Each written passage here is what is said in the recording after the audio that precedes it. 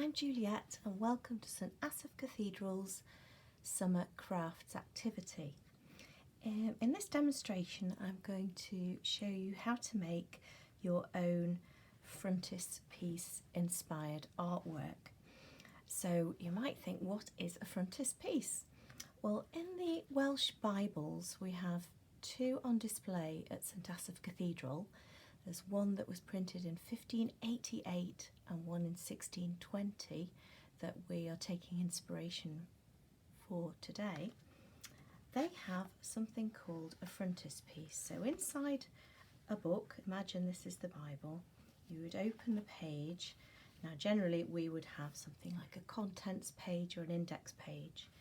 In the Bible you have this beautiful front piece or front page, as you can see the name frontispiece comes from, that has a lot of decoration and a little bit of writing.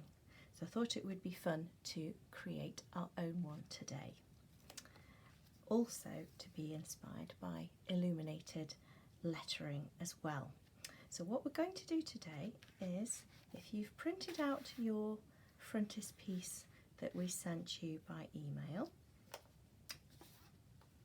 then we will also have two different types of alphabets that are inspired by illuminated manuscript lettering, and you're going to take your two initials, so mine is J and an E, and here again we've got the J and an E. And can you see how decorative they are? Because on a frontispiece you would have a large letter and then smaller letters next to it. So we always make a feature of those large first letters, or in this case your initials. So if you draw your initials into the middle section here, either using pencil, and another easy way would be, if you got a torch, you could, or put that against the window, can you see? You could actually trace your initials through using light behind. So if you pop it onto the window and tape it up, you can easily trace that through.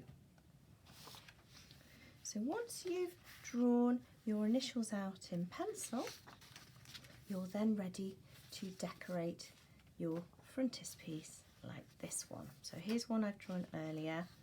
You can see I drew it out in pencil first, and then I used a fine liner pen, or you could use a biro to add in a little bit of detail.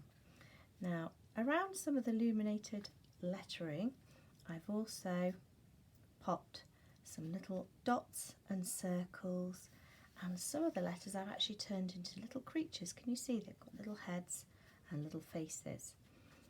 So all you need to do now is, with some coloured pencils or felt tip pens, start to shade in your lettering. Now the Welsh Bible of 1620 actually did have a little bit of colour in it. This colour was very expensive to print with. It actually had a lot of red in it, so you might want to add a little bit of red onto your work. Most of the text was printed in black and white, so again you could actually keep it very traditional and keep it black and white, or you could start to add in colour like I have done here.